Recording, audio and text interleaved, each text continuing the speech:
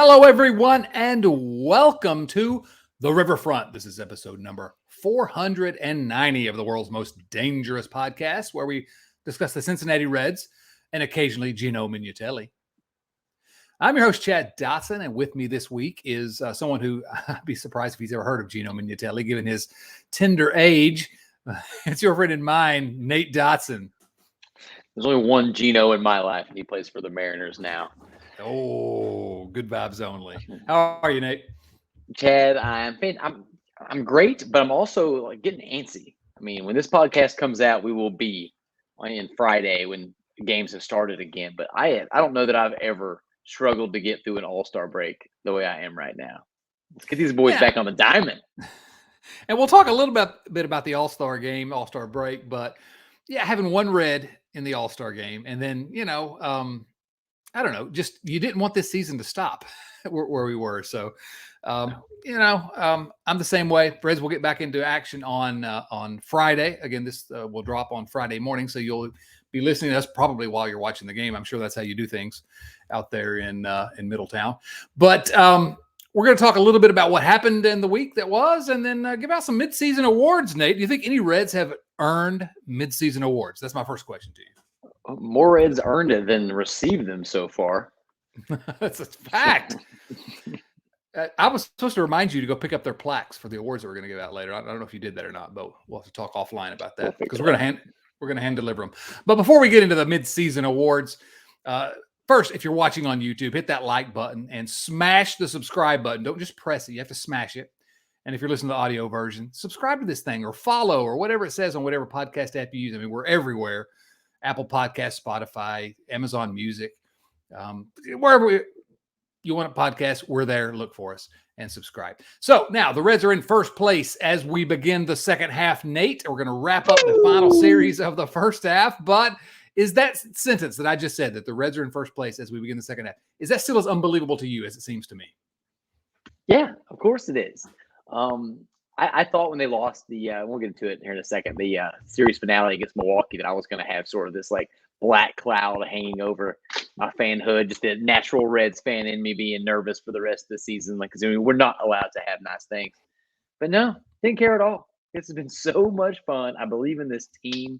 I would like to go back and figure out, maybe with guys like you and Chris and Bill, where this team's surprise season ranks in other Reds teams' first halves.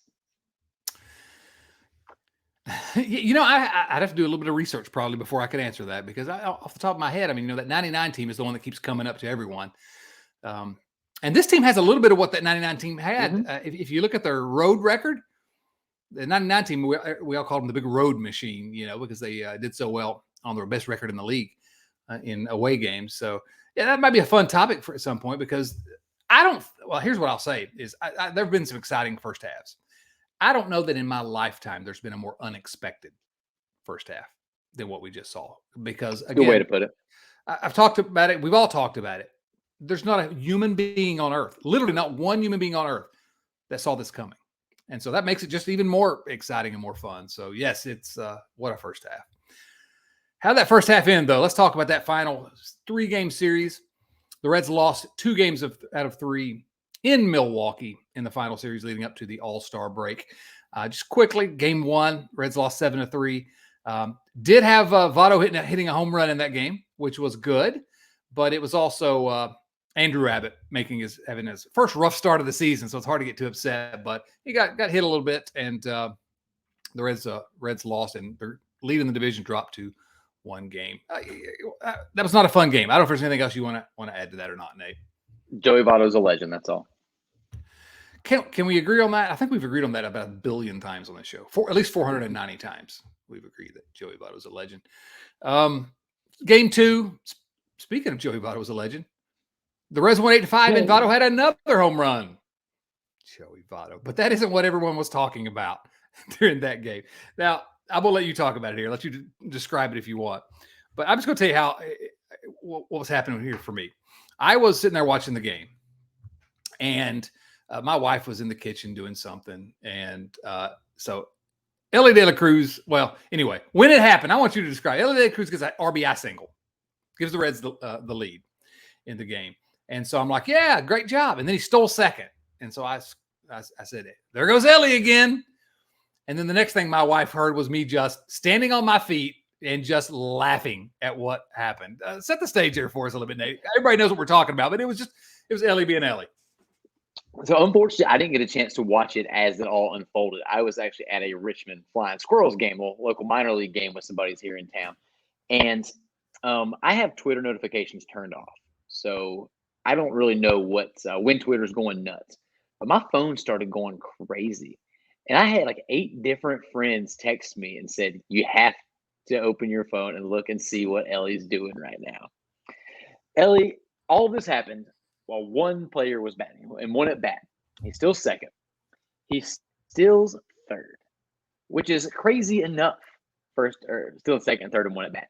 Then as he is readjusting his helmet, and in the time that it takes the catcher to throw the ball back to the pitcher, that pitcher to do one quick glance towards Ellie and then turn around and start walking towards the mound, the Jet goes home. The Jet steals home. Good reference. It was madness. My favorite part of all of it. Well, it's not true. My favorite part was obviously the act itself. But did you see the wide camera angle of Joey Votto in the on deck circle? Oh yeah. Sprinting down there, pumping his fists. It was absolutely electric. I've never seen anything like it. I mean, people have watched baseball a lot longer than I have, but that's one of the craziest feats I have witnessed, especially for my favorite team. Right. And not to make the segment here about Ellie move back into Joey Votto territory, but I didn't see it, but I read about evidently when you've all seen the video now of Ellie kind of strutting through the dugout, getting his plaudits from everyone, and looking like he's a little bit surprised that he did that as himself. He's just kind of blown away. Evidently, Joe's on the top step of the dugout, leading the fans in a Ellie chant, because there were some Reds fans that literally chanting Ellie. So yeah, you said it happened in the span of one batter, which it did. It happened in the span of 2 pitches. And okay, look, he stole home and crazy, incredible athleticism. But the thing that some other people pointed out that I thought was really impressive is we talk a lot about his power. We talk a lot about the speed. We talk a lot about the arm, just how crazy athletic Ellie De La Cruz is. But watch that series, those 2 pitches, and you're going to see something that Ellie does not get credit for and absolutely needs to get credit for. And it's this. First of all, watch when he steals third. Okay? The third baseman's not anywhere close to the bag. He knows he can get there. So he recognized that was a good opportunity to take it, because the third baseman wasn't close enough with the way they had the infield shifted around to get over there and beat him to the bag and apply the tag. So no throw to third. So he's standing on third, and you mentioned he was adjusting his helmet, putting his helmet back on, smiling. But watch his eyes. Okay, first of all, he's watching the catcher, and watching that throw going back to the pitcher. Can I take a chance here? He's watching the entire time. He's everybody's yelling for him, and he's smiling, having a good time. But he's watching and kind of lulling the Brewers into something. And the pitcher starts walking back to the man. You said just sort of a perfunctory look over at third base. And the minute he turns his back, Ellie's off. I mean, that is awareness. It's what people always call baseball IQ. This guy, not only in addition to being elite in every other area, I've seen nothing to make me believe that he doesn't have an elite. A scout's the highest grade for scouts is 80, an 80 IQ. Now that doesn't come out right. Yeah. He has a higher than 80 IQ, but baseball IQ. He's just. And it's reasonable for us to all be kind of astounded by the athleticism, the stuff he can do. But that showed me this guy he knows the game, and sometimes he takes chances he shouldn't. But that's a chance he took, and if he's out, okay, he's out. I hate it, but he wasn't out, and I want him taking those chances, frankly, right now, because he's going to be good on it more often than not. So anyway, that's what I want to talk about is IQ. It is so rare in professional sports when athletes match that sort of high level IQ with the 1%er athleticism that Ellie De La Cruz has. You're talking about Willie Mays types. You're talking about LeBron James. Oftentimes these high IQ guys are the ones like the coaches' kids who've just been around the game their whole life. Ellie's not that. Yeah, Ellie is. He's worked for everything he has except for what God gave him, and he has not rested on his laurels one little bit. He's squeezing every single ounce of ability out of that glorious frame that he has. And do you think it looked to me, obviously, I don't know if we'll ever know, but it looked to me like when he took his helmet off and kind of gave like a little twirl and threw his hair back, that he was doing that intentionally to, like you said, lull them into a false sense of security. Yeah. It was, I mean, who does that? Nobody does that. No, literally. I mean, no one that's playing baseball now does that. No. You see it a lot in basketball where a guy like, I know LeBron James, people don't like LeBron James, and that's okay. But they look at him and they say, oh, well, he's born more talented than everyone else. He was born more athletic than everyone else, or whoever in the NBA that's the most athletic. Joel Embiid used to be my favorite player, but he's not anymore because he completely choked in the playoffs. So I'm in search for a new team and a new favorite player now. But you look at those guys and they're freak athletes, and there's a tendency to say, well, he's only good because he's such a freak athlete. He was born with it. He has natural talent. And let me just tell you something. There's not a single person in the major leagues that got to the major leagues on natural talent. There's not one. Now, there's some who it was easier because they had some natural talent, right? But I don't want Ellie, because he's so naturally gifted, I don't want people to underestimate the work he's put in, like you just mentioned, and the fact that this kid has sort of a preternatural understanding of international finance. Now, that's a quote from a movie. A preternatural understanding of, and props to whoever in the YouTube comments or on Twitter sends me a message as to what movie I was quoting there. A preternatural understanding of international finance. A preternatural understanding of baseball. And so I don't want us to get so caught up in the insanity surrounding his athleticism to not. I wanted to make sure to point that out, and I've now beat that horse to death. Let's beat it a little bit further. His ability to understand the moment. He understands that it's an entertainment product too, and it's like he can feel the fever pitch rising and capitalize on it. That's true. Is how in God's name he has managed to exceed the absurdly lofty expectations we had for him. Right. Is blowing my mind constantly. And it's why this week has been so tough for me. To go from being locked into Reds baseball, minimum 6 days a week, to not having anything for a week except our guy Alexis hanging out in Seattle. I cannot wait for tomorrow. I'm going to wake up with a smile on my face. The Reds are going to take 2 out of 3 at least from Milwaukee. Cincy's going to be rocking. Let's go. Oh, man, I love it.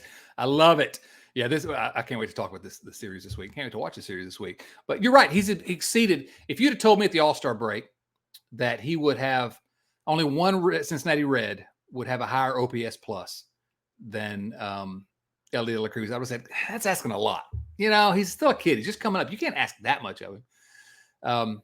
Who is the trivia time, Nate? Who is the one Cincinnati Red with a higher OPS plus than Ellie De La Cruz? I don't want to look it up. Is there a plate appearance minimum? Yes, it's the minimum number that player that is higher than him has. He has 67 plate appearances is your minimum. 67 plate appearances. Then it's got to be our Lord and Savior Joseph Daniel Votto, right? Yes, it's Joey Votto. But here's a second trivia time question. There's one player that's tied in OPS plus. 131 OPS plus is what Ellie De La Cruz has. 131. Joey Votto's at 159. Again, 100 is league average. So 131 is roughly 31% better than league average. I was not wrong. There's one other player that has tied with a 131 OPS plus. Quick, you got to guess. Jason Bossler. Oh, I didn't check. Maybe. No, it is. It is. My favorite player, Will.i.am Benson. Will Benson. So clearly the best rookie on the team. So anyway, the Reds even it up there in game 2 and win 8-5. Do we want to briefly mention the fact that in order to win that game and to go back to a 2-game, extend their lead to 2 games in the Central, that Luke Weaver was the pitcher again, and somehow the Reds won the game again? So that I'm reliably told by certain sources on the Twitters that means that Luke Weaver is a success because the Reds win when he starts. Do we agree with that? Carlos Guevara told me that. Yeah. Carlos is the champion of that argument, and don't dare argue with him. He's irrational in defending his stance. I mean, it kind of just shows me that all we need as some of these guys, and actually I want to get to this a little bit later, is just be a little bit better than Luke Weaver. The offense is good enough to go far. So we just need a little better from Luke Weaver. That's all. True. Absolutely. Luke, we need a lot better from Luke Weaver. I mean, you're trying to be good vibes only here. And no, we don't need better from Luke Weaver because that's an irrational expectation. We need better from other pitchers that are not Luke Weaver. Oh, okay. I understand. Luke Weaver has now started 15 games for a first place team. Okay. Luke Weaver started 15 games. His ERA is an even 7.00. It's a tiny number after 15 games. That's out. It's crazy that he keeps getting started. He's but only 32% worse than league average. Oh, man. I don't want to have this conversation today. But the starting pitching, I'm going to choose to believe. I choose to believe. There's your title of this episode. No, probably the awards. I don't know. But I choose to believe that the pitching is never going to catch up with them. So, game 3 of the series with the Brewers. Here's a headline that would have made me happy at some point. But Wade Miley. 1-0 game. Wade Miley gets the win. But unfortunately, Wade Miley pitches for the Brewers now. Our old friend. It was good to see him again. And that dropped the lead back in the final game of the first half to 1 game in the division. And not only did Wade Miley get the win, but Jesse Winker, another old friend, collected the only ribeye steak in the game. So Miley and Winker lead NL Central team to first half ending victory. There you go. Right? Doesn't hit the same. He sure doesn't. So Ben Lively pitched okay that game, but the Reds got the loss. And yeah, that was the return of Ben Lively. You'd have told me going into April that we'd be longing for the return of Ben Lively. I would have thought this season was a disaster. But my guy Ben Lively he's been pretty good. He has been solid number 5 starter good, in my opinion. He's got 3.83 right now. Yeah. You can't, again, I did not expect much out of him. But if Luke Weaver had given us what Ben Lively had, maybe Luke Weaver would have won all his games. Listen, I just undersold it a little bit. He's got a 1.24 ERA plus. Yeah. His FIP is 4.85, which is probably what the eye test would show you. But that's what you want out of your last guy and out of your bullpen depth options. But you don't really want that guy to be your number 3 starter. Yeah, and I don't have any expectations for Lively. It's a great story. I'm glad he made it back, and and back in Cincinnati. That's good, but I don't expect a whole lot out of him. But I'll just say the results have been perfectly more than cromulent. He has supplanted Connor Overton in our minds and in our hearts. Oh, rest in peace, Connor Overton. So the Reds finished the first half in first place again, 50-41, 9 games over 500. The All-Star break last year, the Reds were 23 games under 500. What a difference a year makes. I know, right? This year, 9 games over, a 1-game lead. And Nate, as we try to do often in this, we like to give out awards. And we do. It's a good time to give out some mid-season awards. Now, again, this is me shamelessly plugging my column at the Mothership in the digital pages of CincinnatiMagazine.com. Every week, you can read all my beautiful words. And literally, they are all beautiful, all of them. There's one word in there that's not so beautiful. I'll let you try to pick it out, but the rest of them, beautiful. And so I gave out some awards. And let me just set the stage for you, Nate, and I want to argue with you, and I want you to tell me where I'm wrong. There's one where I maybe, 1 or 2 even, that I'm like, maybe I regretted doing that, but my editor wouldn't let me change it after it's already published. But so the way I did this was the Cincinnati chapter of the Baseball Writers Association of America gives out Reds team awards every year. And those team awards are, one is the most valuable player award. Okay, that's called the Ernie Lombardi Award. The most outstanding pitcher is the Johnny Vandermeer Award, and then the Joe Nuxall Good Guy Award. Those are the 3. So what I did was I gave out those 3 at the midseason point, and then I made up some other awards of my own. And so I thought we'd run through those. And since no one reads my column, we'll talk about that. But mostly I want to get your reaction, your thoughts about how wrong I am here. So are you ready to go? Let's rock it. Do we have to? I mean, we're here. You called me out of my out of my slumber. Oh, I forgot to mention something, by the way. It's the only transaction of the week, and just because my OCD is going to kill me if I don't mention this. The Reds did have one transaction this week between games 1 and 2 of the Brewer Series. They called up someone named Michael Marriott, and I wonder where he stayed when he was in Milwaukee. Which hotel? That's probably not how you pronounce it, but anyway, an option Tony Santillan to AAA. So midseason awards, the Ernie Lombardi Award, named after the Reds Hall of Fame catcher with a seriously historically giant schnoz. The Ernie Lombardi Award, that's nose. That's a nose for those of you in Middletown. That's nose.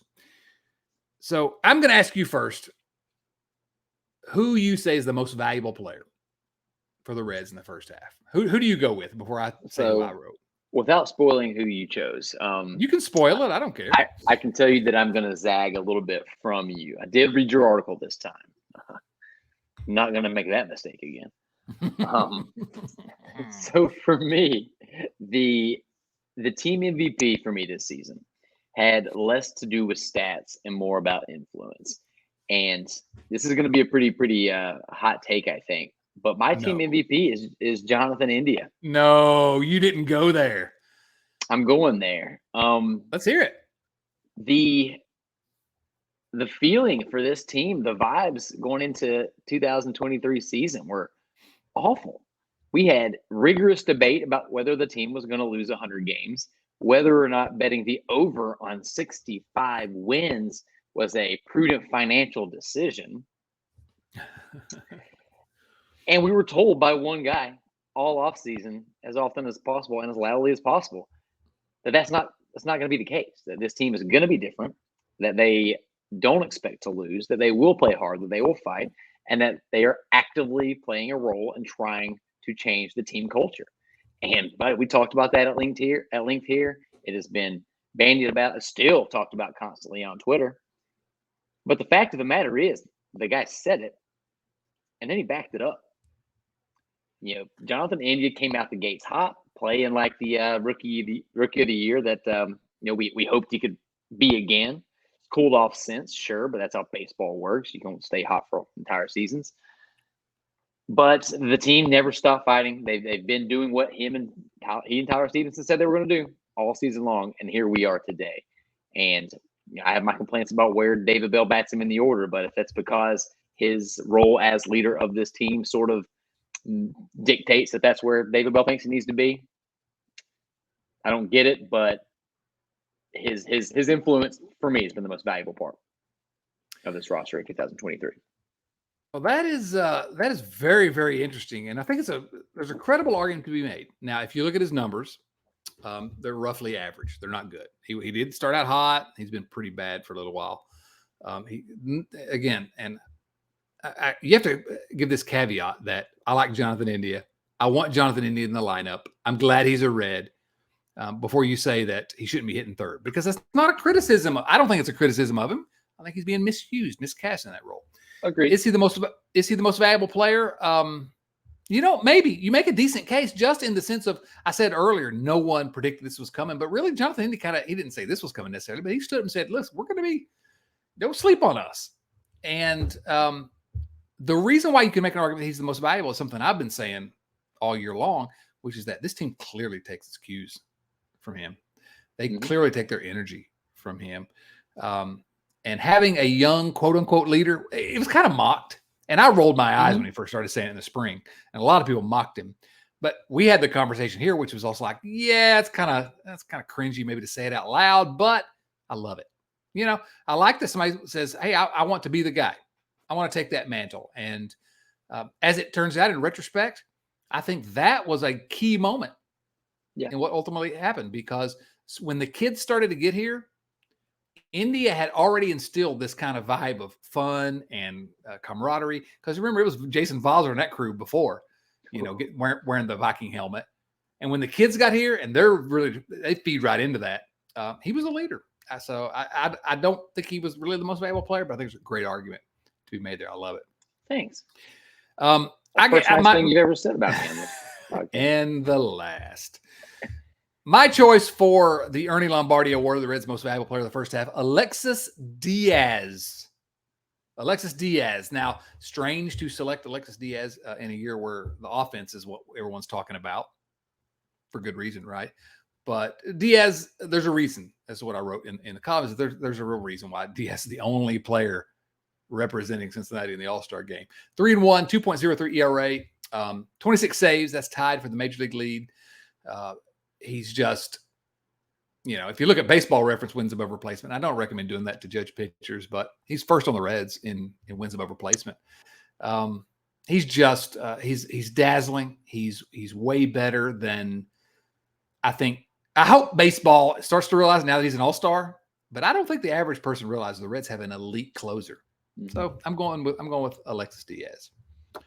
2 quick honorable mentions. Sure. TJ Friedel and Matt McClain. We'll talk about it more, I'm sure, in a minute, but TJ Friedel and Matt McClain were very close. The incredible first stats, especially Friedel. We need to spend an hour talking about Friedel sometime. All right, so second award was the Johnny Vandermeer Award. This is for the most outstanding pitcher, the Johnny Vandermeer Award, and I give that to Ricky Karcher. Ricky Karcher. No, obviously I give it to Alexis Diaz because I just said he was the most valuable player. And now I'm going to guess, and this is dangerous, but I'm going to guess that you're actually going to agree with me on this one. Yeah, I don't have much pushback on that. I would like to give a little honorable mention shout out to my guy Ian Jabot, because the confidence it takes to rock that body in front of thousands and thousands of people on a daily basis is just noteworthy. and can we say this about Ian Jabot? He's not been bad. Okay. He's been pretty good, really. I mean, his ERA plus is 146. Again, we're talking only 44 innings, so that can fluctuate. But 8-1 with a 3.27 ERA, I'll take it. Here's my honorable mention. Go ahead. No, I was going to say definitely we can shout out, the Andrew Abbotts of the world. Hunter Green was doing way more than we talked about, even though we tried to talk about it a lot before he got hurt. I also want to throw some shouts to my guy Buck Farmer. He's been a rock solid guy out of the bullpen too. After we were all kind of kept confusing him with Hunter Strickland, but he's better. He's been better. I will say that. So no, good work. Hunter Green's the one. I mean, I want to talk about Abbott obviously because my affinity for the University of Virginia, and the first 6 starts Abbott had was amazing. But Hunter Green, I went to look at it. I guess because he's been out for a little while. We were defending him here for weeks and weeks and weeks and telling people, you don't realize Hunter Green is good. Quit getting mad that he's only going 5.1 innings or whatever. He's really good. And I looked at it, and he has pretty much the same wins above replacement as Alexis Diaz. 2-4, 3.93 ERA, but lots of strikeouts. Hunter Green he needs to be healthy. Please be healthy. You talk about your phone getting blown up. Mine has never blown up more than when Hunter Green tweeted at me. We won't get into that mess, but he's good. He's so good, and if he's healthy, he's going to be an elite pitcher. I still believe that 100%. Even with the injury, he's still second or tied for second on the team in innings pitched with his elite numbers. Yeah. The Joe Nuxall Good Guy Award. Now, this is given to the player who has a, quote, positive relationship with the media, but is also a role model in both the clubhouse and within the community. Now, I'm not in the clubhouse, and there's a reason for that. But this is often given to the guy who the beat writers treats the beat writers nicely. Like Brandon Phillips didn't ever get this award, I bet. But so I give this to Jonathan India as well. The team follows his lead, and then the part that made me think about his being a sort of a role model in the clubhouse and within the communities when he took a bunch of the other players and led them to the FC Cincinnati game, and wore the Viking helmet and raised the sword. So I gave it to him, but I don't know who he is to the media because I've interviewed players, but my role is to at Cincinnati Magazine, and I could be there and and every day I could have a press pass if I wanted. I don't want to be in the clubhouse. I don't need that. I need to stay away from them because I say bad things about them sometimes, and I don't want to confront them when I say those bad things. I want to be free to tell the truth as I see it. So anyway, that's who I gave to India. And I don't know if who else would there be? No, I don't really have a zag on this one for all the reasons that I said, all the things I said about India earlier. I thought Joey for a second just because of We talk about influence in the community. We saw him out there with that softball team and all of the the media appearances he's been going through. But I don't think you can give him the good guy award if he's going on his revenge tour, snubbing third base coaches who weren't texting him enough while he was injured. And don't get me wrong, I'm loving evil Joey Votto, the heel. So Joey was on my mind for a minute, but I don't think he qualifies anymore. No, he wins the bad guy award. Sorry, Joey. We love you, but you're the bad guy now. All right. So the next awards were some that I just made up. The Chris Sabo Award is for the Rookie of the Year. Okay. I don't know. Maybe I should have gone Scott Williamson on that one, but or Jonathan India. But the Chris Sabo Award for Rookie of the Year. Now this is the question here, because the Reds have 5 different rookies essentially that could qualify here and have a good case. You can make a good case for. I chose Matt McClain. Mm-hmm. And this is definitely arguable. If you disagree with me or anyone else disagrees with me, I'm probably agree with you. But I went with McClain. He debuted in mid-May, 300 batting average, 366 on base, 512 slugging, 16 doubles, 4 triples, 7 home runs. He has been at least as good as Ellie De La Cruz while getting none of the headlines. Not none of the headlines, but not nearly as many. So I went with Matt McClain. You have someone else, or you just want to zag just to disagree? I do have someone else, though. I don't have a problem with your pick, and it does kind of seem like this team's fortunes really started turning a little bit when Matt McClain arrived. No question. So I like that pick, and he may, given more time, have been my overall choice. But I'm going to go with somebody else, and the big difference here is 38 games and 141 plate appearances. Yeah. My Rookie of the Year, Spencer Steer. Yeah, that's a good one. His not only what he's done on the field, I mean, and that to a tune of 277, 367, 477. Literally, I said this a couple times. He's a hot streak away from being a 3-4-5 guy. 3-4-5 guys are MVP caliber. His OPS plus is 121, so he's doing it all in the box score, but his positional versatility and his willingness to display that versatility, I think, has been so incredibly important to this team. The fact that he went to David Bell and said, "Hey, put me in the outfield. Looks like we might need me to play somewhere else. I'm willing to do that. Let's go."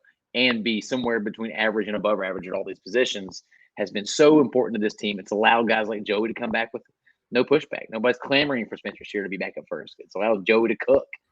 I think his the sacrifices he's making, the lack of selfishness is the best way to put it, has been incredibly important to the success that this team's had so far. No doubt. I mean, that's a great choice. And I talked about Matt McClain, and I think the reason I gave Matt McClain a little bit of an edge is because of that. When he arrived, that's when things really started to change. Steer, though, McClain almost has a 900 OPS. Get out of here. That guy's so good. It's crazy. But Steer has been there since day one and has been doing it. And you said a 3-4-5 guy. I want to make sure everyone understands what that means. 300 batting average, 400 on base, 500 slugging. And Steer's not far away. As a rookie, okay, he leads this team in doubles. He leads this team in homers. He's second on this team in RBIs with 51. And so, yeah, I feel like we need to really make a point to plug Spencer Steer as often as possible because he gets even fewer headlines. I talked about McClain not getting as many headlines as Ellie. Steer gets fewer than any of these guys, really. And I think we need to make a point to point out that this guy has been way better than anyone could have reasonably expected.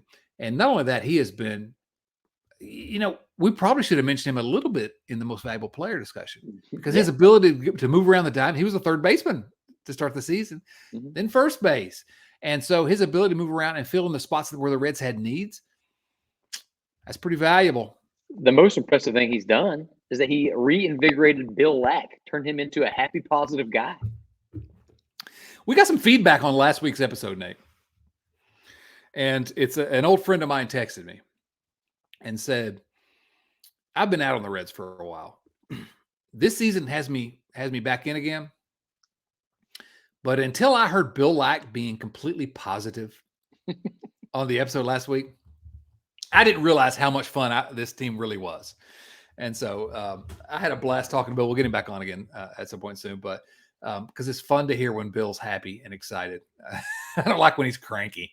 He likes being cranky because he likes to, stick the knife in a little bit. But honorable mentions for the Chris Sabo Rookie of the Year award. Obviously, Ellie De La Cruz, Andrew Abbott, and Will Benson. The Sparky Anderson Award, Nate, this is given to the Reds' best manager, the manager of the year for the Cincinnati Reds. Who do you have here? Do I have to pick somebody? You have to pick someone because he's your favorite manager of the Reds in 2023.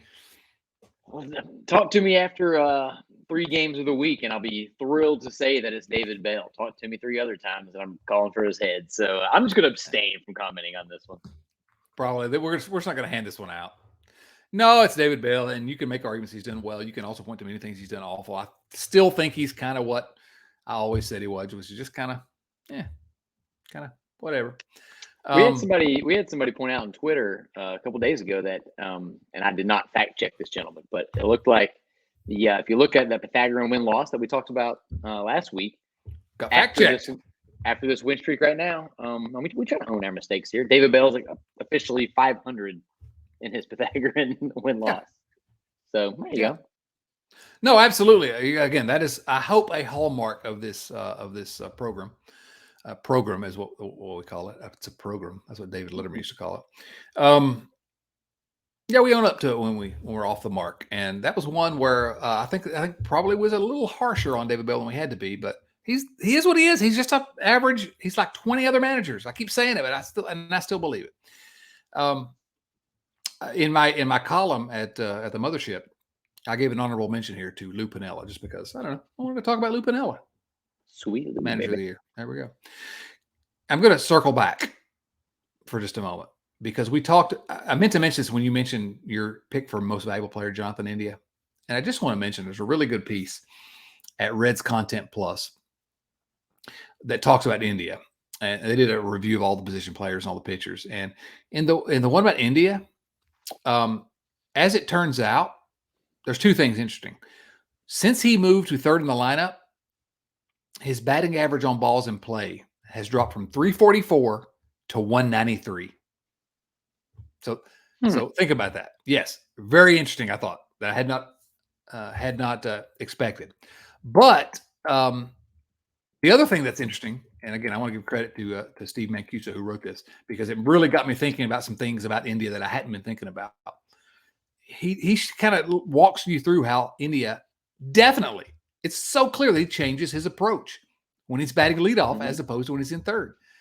When he's batting leadoff, he's working the count. He's taking walks. He's not hitting for as much power.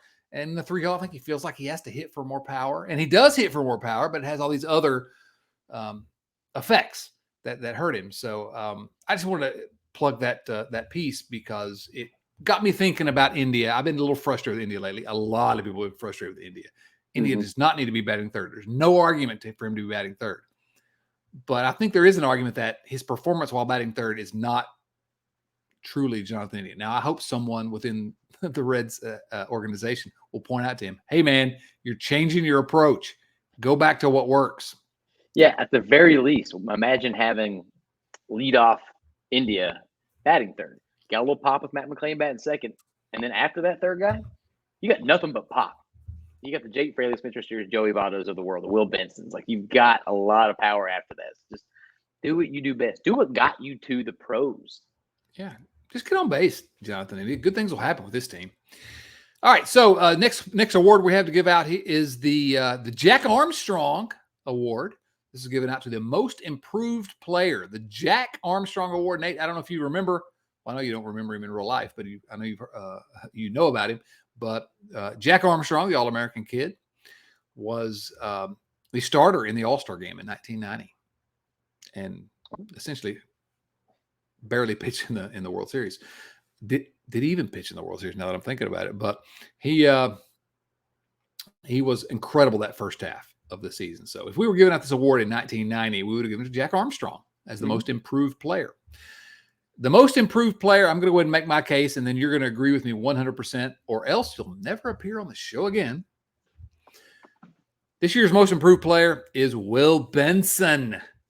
I've been talking for so long about how irrationally excited I've been about Will Benson.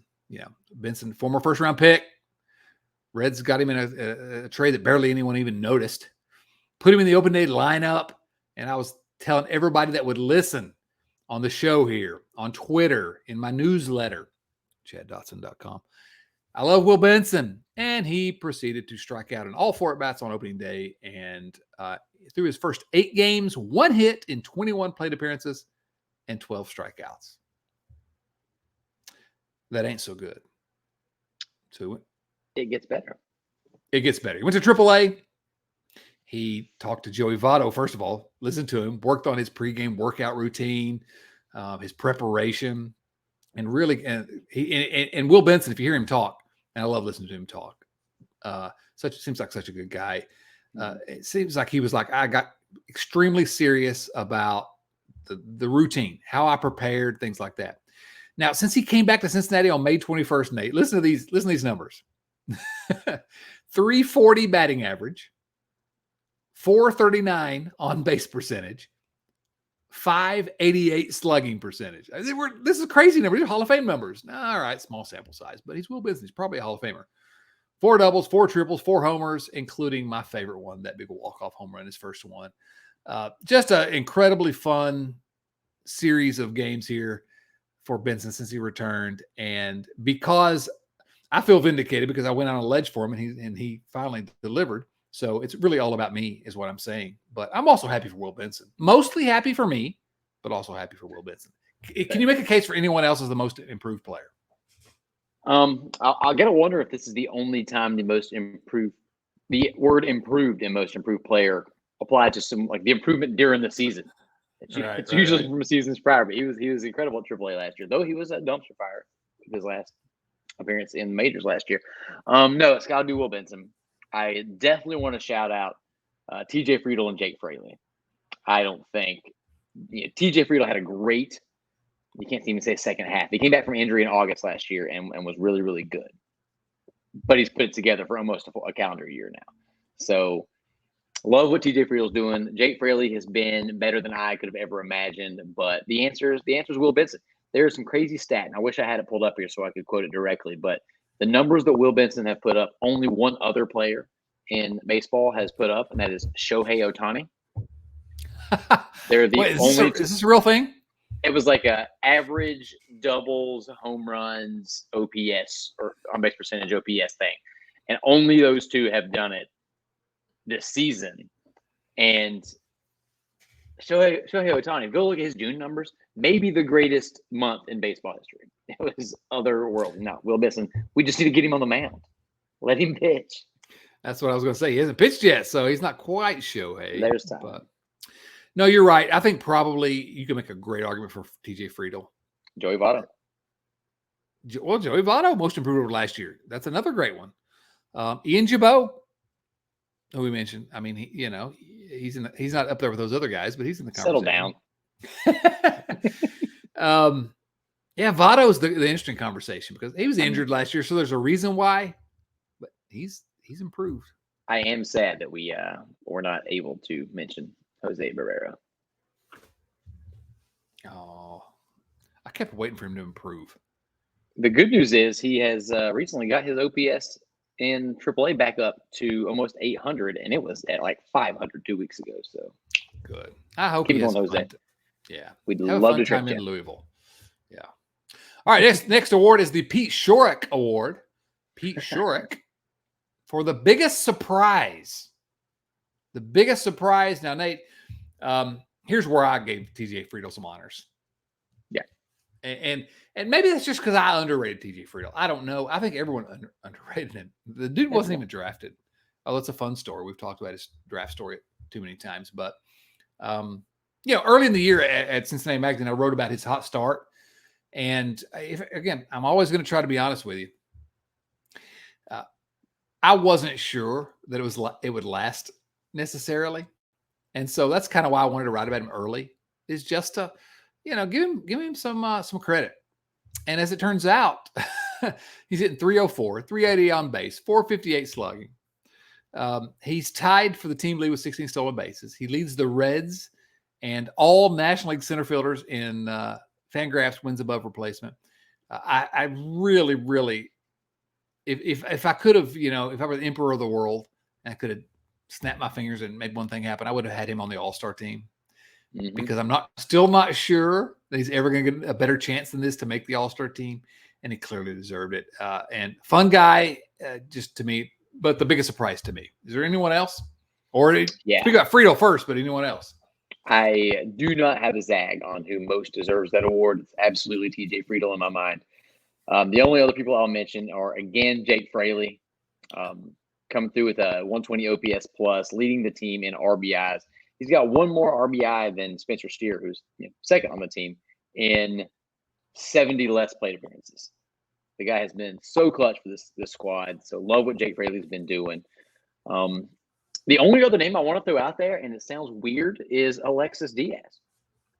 You're surprised? Well, that makes sense actually a little bit. I'm not surprised that he's very, very good. I'm a little bit surprised that he's in the conversation for top 3 relievers in all of baseball. Yeah. He had some underlying metrics last season that scared me to death. He walked a bunch of dudes. He got into danger a lot. Now, he shut things down before the danger came back to bite him. But this year, he has not just surpassed what he did last year. He has blown past it. So, TJ Friedel's the guy. But, I mean, this entire freaking roster is playing better than we expected. Yeah, the real answer here is the Cincinnati Reds. We're giving a plaque to every single player that has appeared in a game, including Jason Fosler. For this Kevin Newman and Nick Senzel are both Barry Bonds against left-handed pitchers. I mean, this team is the team of destiny. Well, I'm going to say something that I hesitate to do because we were kind of mildly critical of David Bell a moment ago, but Jake Fraley has been great. But if you look, David Bell's done a pretty good job of putting him in positions to be good in terms of platooning him against not letting him hit against lefties, essentially. And his numbers are superb. So, but I'm sorry for saying something mildly. How dare you? Complimentary of. Stop that. David Bell. All right. So the last award that I gave out, Nate, is the Elly De La Cruz Award. The Elly De La Cruz Award given to the Reds' most exciting player. Nate, who do you have on your scorecard for the Elly De La Cruz Award? There's only one real option, but that's just because for some reason, the clubhouse manager stopped giving my boy Graham smelling salts. What is this nonsense? What was more exciting than that? That's a good point. So who are you going with? Seriously, though, I need to know. It is obviously Elly. I won't say he was the most exciting moment because for me, that was Will Benson's walk-off. Elly De La Cruz has injected something, a spice, a sauce, something into this team that I've simply never experienced as a baseball fan. No way. There's no way you can give the Elly De La Cruz Award to Elly De La Cruz. You're right. Maybe he hasn't earned it yet. No, I mean, think about it. Okay, listen, he's been exciting. He's been really exciting. We spent some time a little while ago just marveling over what he did this week. But I have 2 words for you, and you're going to realize that you were wrong when you gave it to him. Derek Law. Derek Law. I could swear that I saw Derek Law at a flea market last weekend. I didn't go to a flea market last weekend, but Derek Law, if you saw Derek Law walking down the street, bless his heart. He's not been bad. I like Derek Law. I'm glad to have him. You saw him walking down the street. ERA plus. I love Derek Law. Yeah. No, I'm not. I'm talking about Derek Law, and I'm not really mocking him, but I love Derek Law. I'm glad he's on the team. But if you saw him walking down the street, you would guess 1,000 different professions before you would guess professional athlete. And it's so funny to watch him. One of those last appearances, someone made an insane, great defensive play, and this is the lack of preparation coming back to bite me again. But Nick Senzel, I believe. I think it was Nick Senzel, a crazy athletic play, great catch, game saving. Yes, and then Derek Law, they flash the camera back to him, and he's like your dad walking off the mound, bumping his hand into his glove, and it's just the contrast between.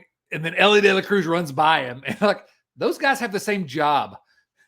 Elly De La Cruz and Derek Law have the same job, and so I love you, Derek Law. Come on the show.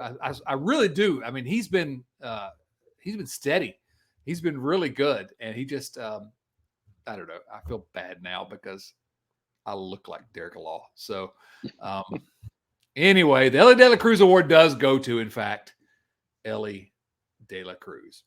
Now, Nate, that's not really a question, I guess, but in my newsletter this week, the headline, unnecessarily provocative, but the headline was, will the Cincinnati Reds break our hearts again? And I want to just mention that very briefly. Fair question. It is a fair question. I think it's a completely fair question. But it's also a sort of a pushback against our plan of being good vibes only. Why would you mention something like that?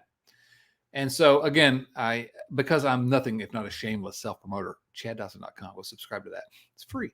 But the reason I titled that was this. I want your answer to this question, but it's because this is my opinion about this team. They might break our hearts, but I kind of don't care at this point. They have been so much fun. And yeah, they may flame out at the end, but I'm not sure what could happen with this team right now that would make me not be hopeful and optimistic at the end of the season. So I kind of don't even really care. I mean, I hope they don't break our hearts. I hope they make the playoffs and it's all fun and games. But I just kind of, and this may be just because we've been beaten down so many times with the crap that we have to endure here, but I don't care. They're fun. I enjoy watching fun. And so what happens from here is a little bit gravy. Am I crazy? No, we're playing with a little bit of house money. I don't think this team can break our hearts. The only thing that can break my heart would be if the front office and ownership did what they have done in the past, which I have no expectation that they're going to do. And that's just pivot once again, start selling off pieces, and try to have literally the world's greatest minor league system. And we don't think that's going to happen, but don't put it past these guys. We can't rule it out. That's the only thing that could damper my spirits for this season and my optimism going into next season. Even if they flame out, if the bullpen workload is too much, if the starters can't hold up, if the guys coming back from injury aren't able to or aren't who they were before injury, then it would stink, but it wouldn't break my heart. I'll be disappointed because I think this team has the stuff. I think they've got the juice to make it to the playoffs. And once you get there, we talk about it all the time. Anything can happen. We don't talk about it all the time. We talk about it almost never. Almost never. Right. Never do we talk about the playoffs. Are you crazy? No, I don't think anything can happen or this team breaks my heart. Yeah, no, I agree. And we'll talk more about what needs to happen before the trade deadline as we start to approach it the next few weeks. So I don't want to get too much into that. But we're in a good place here at the All-Star break. And I don't know. I love this team unconditionally. I wonder if they love me as much as I love them. Well, I would guess probably yes. Some of them don't like me, but that's mostly in the front office. But you haven't made anyone mad yet. As long as Ian Jabot doesn't listen to this podcast. Ian Jabot. All right, Nate, we have some viewer mail questions coming up. And as usual, we're going long because it's funny how we want to talk about the Reds longer and longer and longer when they're fun. Wow. You know, last year we're like struggling. Can we even get to an hour? But before that, the Major League Baseball draft was this week. We need to at least address that somewhat briefly. We don't talk about prospects a lot here because I hate prospects. I like good big league players. But we do need to talk about the big league draft that was this week. The Reds in the first round, of course, they had the 7th overall pick. I was really pushing them to draft a UVA guy, Kyle Teal, catcher, who ended up going to the Boston Red Sox. But very, very happy with the guy that the Reds selected, only because, again, it's an ACC guy, so I've seen the guy pitch. Rhett Lauder from Wake Forest, or as we call it, or we called it when I was on the grounds at the University of Virginia, Weak Forest. Rhett Lauder, this guy, first of all, incredible hair. Unbelievable hair. He was 15-0 this year for Wake Forest. He made it to the College World Series for the first time since, I think, 1954. Good fastball. Gets up to 97, 98. I think he's touched 100, I saw. Good slider, good changeup. Changeup probably his best pitch. I think a really good selection. Let me phrase. It's indicative of something the Reds did a little bit later. college pitcher, close to the big leagues. I hope they're not drafting pitchers who are close to big leagues as an alternative to actually going and getting the pitching. But I like Rhett Lauder. Any quick thoughts about Lauder? I don't know a ton about Lauder. I know that Rhett Lauder is a solid name. Incredible. He might be my favorite Rhett since Rhett Adkins of country music fame. So, that ain't my truck. It seems like for me, one of the weakest points in our system is starting pitching, and they seem to have addressed that in the draft. The talking heads that know way more about this than you and I do seem to unanimously agree that the Reds had a fantastic draft. So thanks, Rhett. Welcome to the club. Hope we see you sooner rather than later. Yeah, no, absolutely. Again, this is part of me going back to this thing about, I'm going to just tell you the truth if I can. I studiously ignore the minor leagues on purpose because they mean nothing to me unless they can provide good big league talent. And I don't ignore them completely. But Lauder, I had seen pitch. Lauder's good. Second round, the Reds picked another college pitcher, another right-handed pitcher, Ty Floyd. Ty Floyd from Louisiana State University. This is actually not second round. I shouldn't say that. It's the competitive balance round. So it's technically a first rounder, but between the first and second. 38th overall. Ty Floyd, not the best pitcher at LSU. Not the best pitcher at LSU, but he's good. He's good, but 4.35 ERA in college, but he's in the SEC, so there's some masters in that league. But I think he had a 17 strikeout game in the College World Series. Like the guy's got some stuff. He's got some something. Yeah, no question about it. No, he's again and consensus good pick for the Reds. Third round, they go to high school shortstop. Sammy Stafura, I presume is how you pronounce that, from Walter Panis High School in Cortland Manor, New York. It's a terrible name. Walter Panis. Gross. Oh, Walter Panis? Boy, if this wasn't a family podcast, we might go off the rails here. People love this pick. I don't know anything about him. People loved it. There was a lot of people saying that this was the pick of the draft. Yeah. Keith Law, who's I cannot stand. He's kind of a jerk, but at the Athletic, Keith Law, prospect guy, had it. The only time we mention him is so that I can say I can't stand him, but then I mention him when he says something nice about the Reds. So here he had Sammy as the 25th best player in the draft. Ooh. So value, friends. Definitely high school shortstop. So I don't know, but interesting. Elsewhere in the draft. Fourth round, another high school or college pitcher. This one a lefty, Hunter Holland from Arkansas. Fifth round, that was third round, Hunter Holland, because we had the competitive balance. Fourth round, Cole Shanewetter. Cole Shanewetter, high school pitcher, right-handed pitcher from San Marcos High School in California. Fifth round, Connor Burns, a catcher, college catcher from Long Beach State. And then we get to the sixth round, Nate.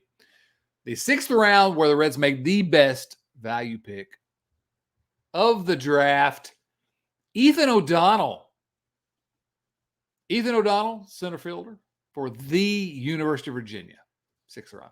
Clearly is going to be the best player that comes out of this draft. You disagree? No. Sounds to me like it's about time to get to some viewer mail questions. Let's get to some viewer mail questions, please.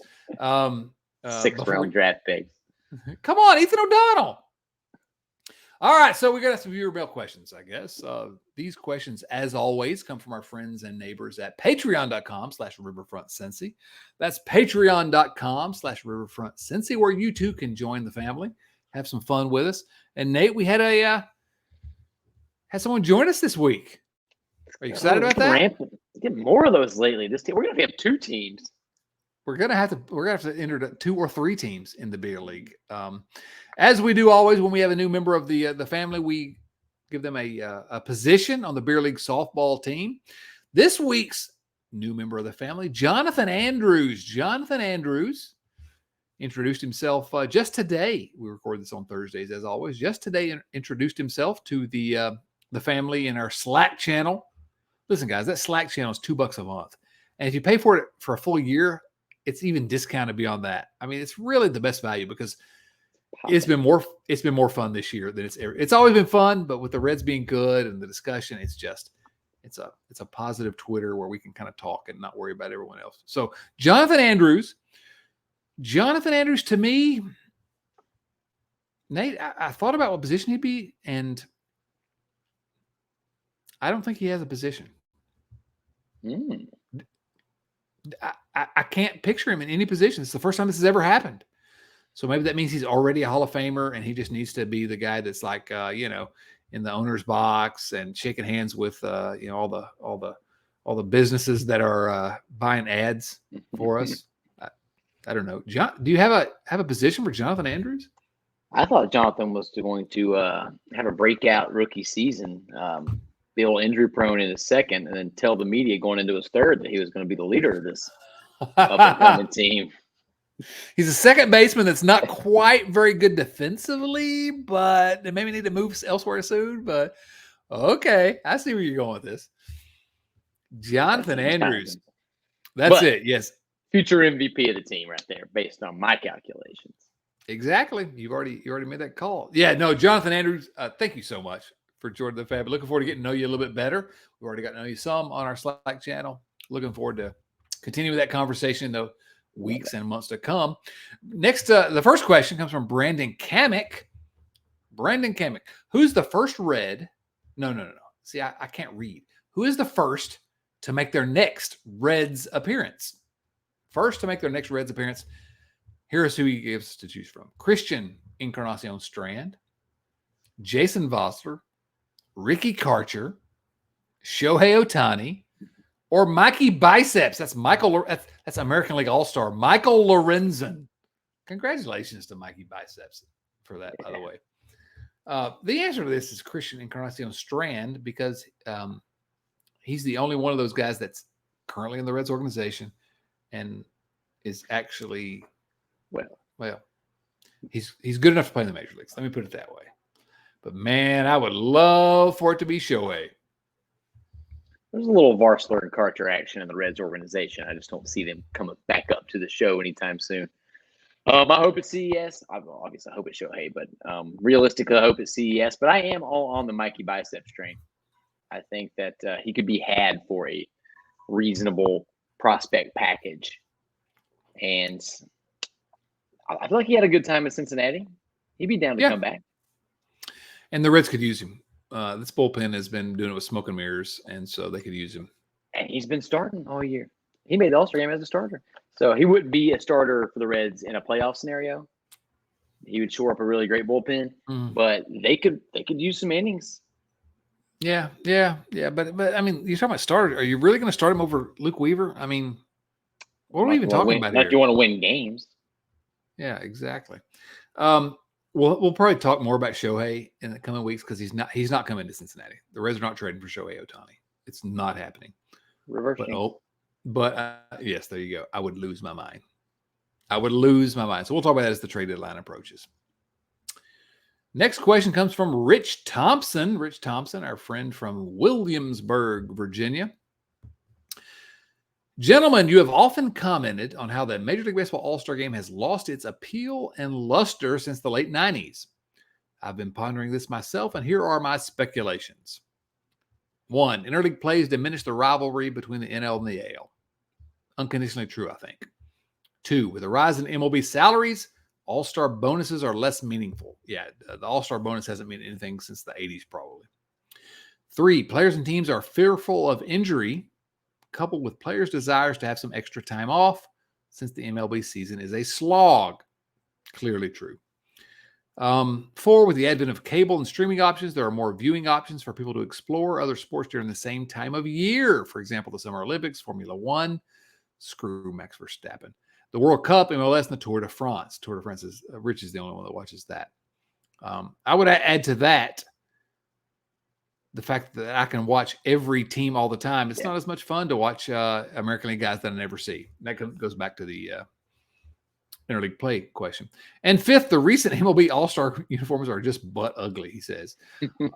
Are my speculations on the mark, or am I missing some? No, I think that's pretty good. I think that's why I like the All-Star game, but I like it less and less every year for some reason. And yes, those uniforms, hideous. Why are we not wearing the team uniforms, Nate? It's a tragedy. It's modern day tragedy. They should bring it back. Everybody agrees. I don't know anybody that thinks this is a bad idea. Yeah, Rich, you were spot on. It's the technology factor. Like we can just see these guys anytime. Back in the day, you barely got to watch baseball on TV. Almost never got to see your team play. You certainly didn't get to see your team play against other stars.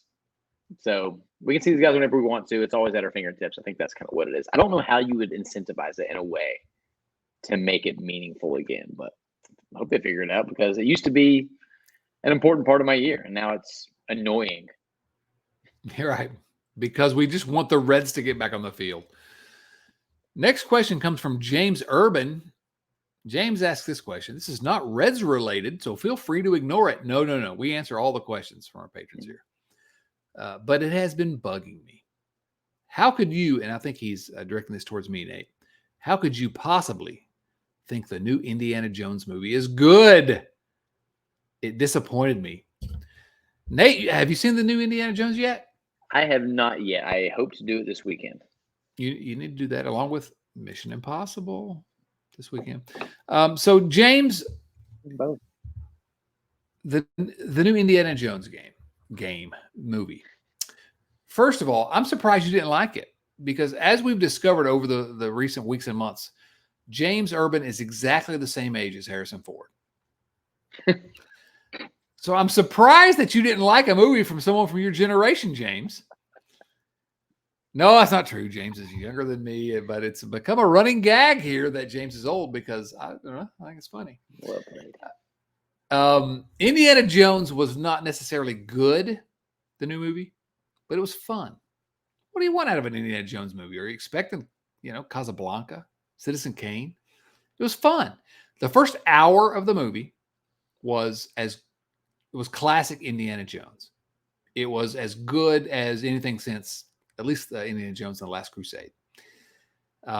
It dragged in parts. It's 25 minutes too long, probably. But again, what are you expecting? I wanted to go and have fun, and I went, and we saw Indiana Jones stuff and Harrison Ford being cool, amazing at age 78, what he was able to do.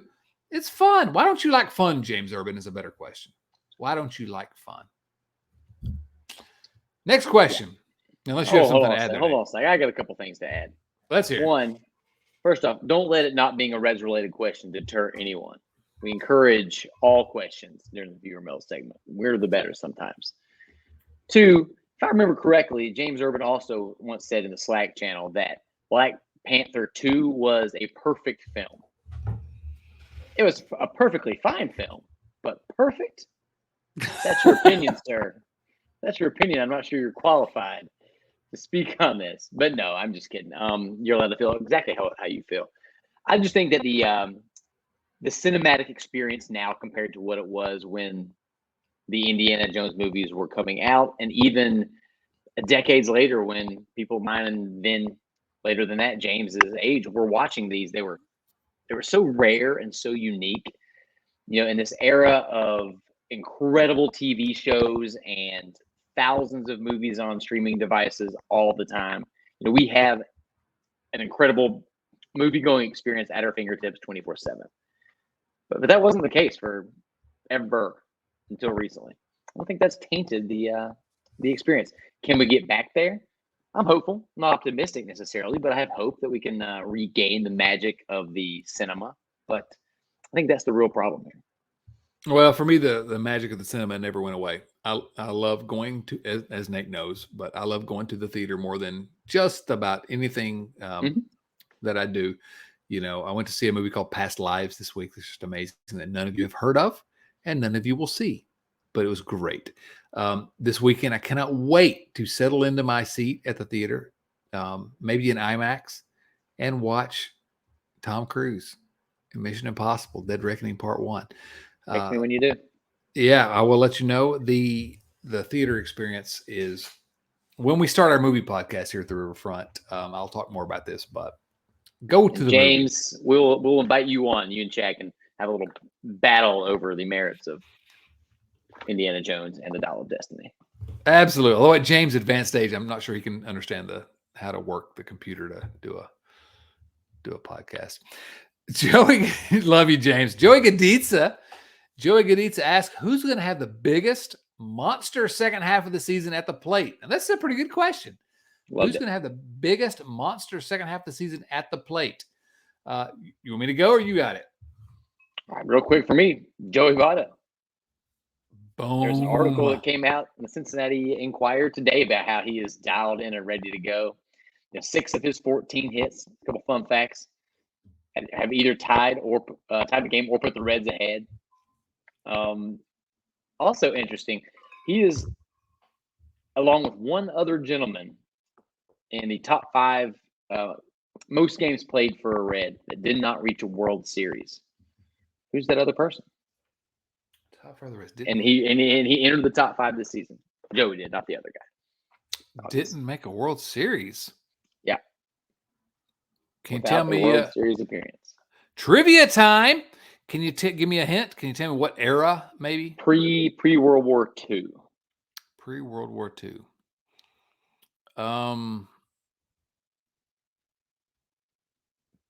Ted Klaczewski? No. Did he make a World Series? Was he on the? Maybe, but was he top 5 games played? I don't know. Tell me who. Who is it? I don't know. Bid McPhee. Oh, well, there you go, Bid McPhee, because most of his career was before there ever was a World Series. Whoa, listen here. Not fair. Not fair. You tricked me. It's Votto. It's Votto. Good question. I think Jonathan India, I don't know about a monster second half, but I think he's due, as for some of the reasons we talked about earlier, due for a little bit of a resurgence. Just get him out of the 3-hole. The real answer actually may be, now that he has a little bit of big league experience under his belt, Ellie De La Cruz. It could be him. Graham who knows? Ashcraft. There you go. That's it. That's the answer. Graham Ashcraft. My handsome fella. Seth Shaner says, I'd like an award. What, Seth? Come on. You're too needy. I'd like an award for being at the Ricky Karcher game. That's actually impressive. I'm glad you were there. I wish I were. And it's funny because the Ricky Karcher game at the time, the Reds were playing pretty well at that time, but not like what they became. We didn't know. And I thought, well, this might be the most fun moment of the year, this dumb Ricky Karcher game. So anyway, but then that was reward enough. What should we expect out of Green, Lodolo, and Tone, and other injured pitchers when they return? People, have you gotten the sense that people are starting to write off Nick Lodolo? And I guess the related question is, are you writing off Nick Lodolo? I haven't gotten that sense yet. There's a lot of things that happen on Twitter amongst people that I don't follow. Thank goodness. Yes, thankfully. Right? So no, I haven't got that. Personally, I'm most excited about the return of Connor Overton. No. You don't mean that. No, that's not true. I do think this is a really good question, though. I think that I guess what's interesting about it to me is that those guys all left a very, very different situation than what they're going to be walking back into. It's a good point. Hunter Green, they were playing, just like you said, the Ricky Karcher game. Like they were starting to play better with Hunter Green when he left, but they hadn't gone on their tear yet. They certainly weren't winning the division. They were still a dumpster fire, at least so we thought, when Nick Lodolo went out. I don't expect anything about TJ Antone. Anything positive we get is just a huge bonus. I'm certainly rooting for the guy, but I'm not counting on TJ Antone being a rock for this bullpen. So I really hope he is. I want Green and Lodolo to come back and be a little bit better than Luke Weaver as they're getting started. Take their time. Just get ramped up and be ready to roll in September, because how fun could it be if those guys are in mid-season form when every other starting pitcher in the playoffs is getting tired and worn down? Like, that could be a huge benefit if that happens. So my expectations are reasonable. I'll put it that way. I like your good vibes only look at that I had in the 2 beers, playoffs. man. I'm ready to go. The Reds, we'll talk about this more in the next couple of weeks. The Reds have to get another pitcher. They just have to get another pitcher at the because we can't wait until August to get Green and Lodolo back. But the question here from Seth was, what should we expect? Antone, I really don't know what to expect out of Antone. Unlike Nate, I'm hopeful. The Reds could use a solid arm in the bullpen. What do I expect out of Green and Lodolo? If Hunter Green, that's who I'm talking about, by the way, and Nick Lodolo, as opposed to Kenny Lodolo. We don't want Kenny Lodolo. If they're healthy, I expect Hunter Green and Nick Lodolo. Good pitchers. I know some of you are going to yell at me right now because I don't understand why, but you guys go up and down per start on what you expect out of people. Lodolo was hurt. He's going to be good. I expect them to be good. And so if the Reds could get at least one solid starter, these are big ifs. I'm doing this again. I'm squinting to see how this could happen. And then you get Hunter Green and Nick Lodolo back. Graham Ashcraft has looked decent. Maybe he's back. So if he is, then Andrew Abbott and whoever else you get. And this is something that needs to be said. And our buddy Joe Farsing, host of the Riverfront Bengals show, pointed out earlier today, the Reds' schedule in September is not easy. It's never easy. You're playing against other big league teams, but it's favorable. And so if we can get there, that's going to be fun September. Oh, my goodness. Here I'm getting mad over my skis again, Nate. Can't wait. All right, one last question. This comes from our newest friend, one of our newest friends, Taj Simmons. Taj, welcome to the family, buddy. If the Reds are going to be trading for a starting pitcher before the deadline, what names would you like them to realistically target? Okay, he said realistically, and so I think that eliminates Shohei. But that's the guy. To me, it all keeps coming back to Dylan Cease of the White Sox. And I don't know if he's available, and the White Sox are claiming that maybe he's not. But that's the guy that, to me, it seems like he fits in. And that maybe the Reds could put together a package for him. But I'm the guy that doesn't care about the minor leagues. I don't want to trade any of those guys. So you have any other names, Nate, or anything you want to say about those names? Yeah. Huge Dylan Cease fan. Would love to put something together for him. And I'm with you. I would trade just about everybody for somebody like him because they'll have him for a couple of years. But I have gone back and forth on this for weeks now. And, like I said earlier, by all accounts, they had one of, if not the best draft in all of Major League Baseball. So the system should stay stocked. So for me, the strategy going forward should be, when it comes to rentals, only CES and Noelvi Marte should not be traded. Everybody else is on the table for a rental. Everyone, including those two, is on the table for a controllable starter, a Dylan Cease type. And if you can get half a season of Lucas Giolito, Eduardo Rodriguez, who has an opt-out after this year, even somebody like Max Scherzer, who they asked Alexis Diaz during the All-Star game if he wanted surgery, he said, "See." I think they should do it. We keep talking about this season has just been so much fun, and I can't shake the feeling that this team is going to have difficulty keeping up this pace with a bottom three in the bigs rotation, which is what they currently have. You can't count on health, so counting on the Greens and Lodolos is going to make it tough. And I just don't want this incredible ride to end with a whimper as Milwaukee slowly just wins the war of attrition and the Reds go yet another year without a playoff berth. I think the offense is good enough to win the whole thing. The bullpen could be too if they got some rest. And I think Nick Krall, get the pitching. # get the pitching. Yeah, actually, I think I agree with just about all of that. And I hesitate to agree with you, but twice here we are. I know, right? So, I expect that we are going to be doing a much deeper dive into trade deadline topics in the next couple of weeks. But the second half is upon us, and I'm excited to see what happens. Nate, what else is happening around the riverfront?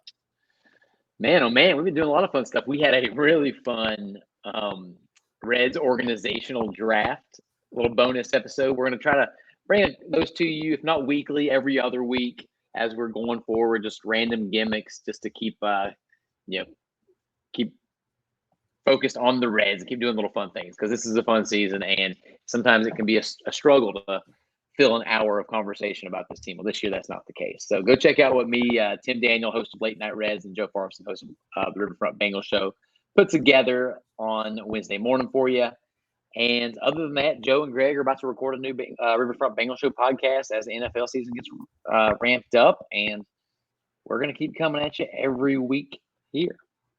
And I guess I will say that we have some exciting things planned for the coming weeks and month. New shows, things we're going to be doing here. So come join us at the Riverfront. Thank you to everyone for listening and supporting the Riverfront. Please tell your friends. That's the way to grow a podcast. And, good word of mouth is the way to grow a show. And, but again, if you like us, talk about us. If you don't like us, just keep your mouth shut. Please remember to subscribe to the show either on YouTube or in your favorite podcast app. You can find us on Twitter, Instagram, Facebook. We're at Riverfront Cincy on all those platforms, at Riverfront Cincy. And once again, a huge thank you to our supporters at patreon.com/Riverfront Cincy. This show would literally not be possible without the support of our Patreon family. We'd love for you to join in our hijinks. So really, a couple bucks a month to just join that Slack channel, man. You're losing money if you don't do it. Just go to patreon.com/Riverfront Cincy or click the link in the show notes. Any final thoughts for us, Nate? Just at the risk of dampening some of the good vibes, I don't want to be too much of a unrealistic homer. I want to note real quick, former Reds pitchers in the All-Star game on Monday night: Luis Castillo, Sonny Gray, Josiah Gray, and Michael Lorenzen. Also worth noting, none of the players the Reds got in return for those guys are on the current Major League roster. #GetCrawled. Get crawled. Oh, when I saw Luis Castillo hugging King Griffey Jr. and then, it just made me sad. And then saw Sonny Gray pitching. Well, way to dampen my enthusiasm for this team, Nate. Thanks a lot for ending on that note. Good little punishment for anybody that lasted this long. Shout out to Adam Dunn. Shouts to Lisa Alberto Bonilla, Wayne Krinchicki, and Eli Cash for Nate Dotson and Gino Mignatelli. This is Chad Dotson saying, so long, everyone.